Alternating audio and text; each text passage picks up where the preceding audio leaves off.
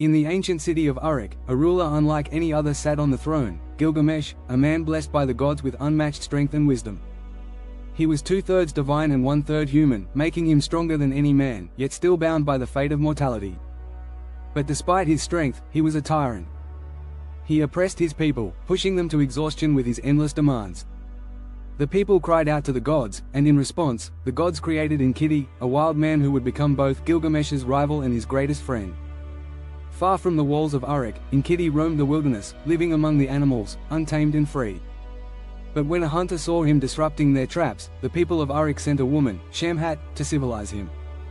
Through her, Enkidu learned the ways of man, clothing, food, speech, and the wild animals, his former companions, now fled from him. Realizing that he had changed, Enkidu journeyed to Uruk, where he challenged Gilgamesh to battle.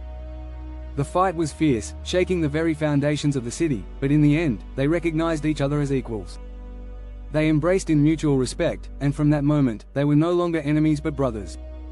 With their newfound friendship, Gilgamesh and Enkidu sought adventure.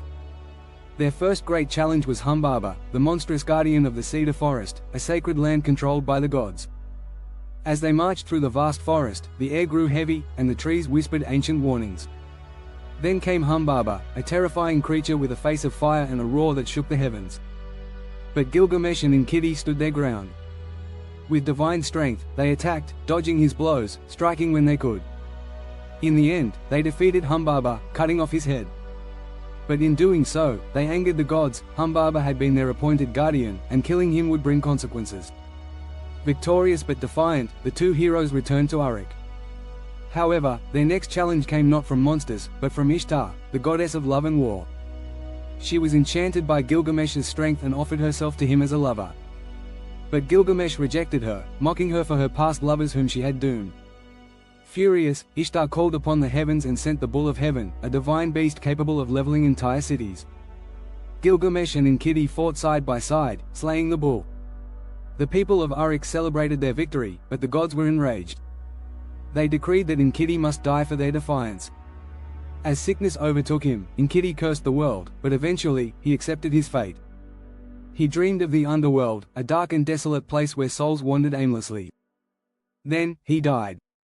For the first time in his life, Gilgamesh felt true fear, not of battle, not of gods, but of death itself. If even mighty Enkidu could fall, what hope did he, a mere mortal, have? Determined to escape this fate, he embarked on a journey to find the secret of immortality. He traveled through scorching deserts, climbed mountains, and crossed vast oceans. He faced exhaustion, despair, and the realization that even the greatest of men must die.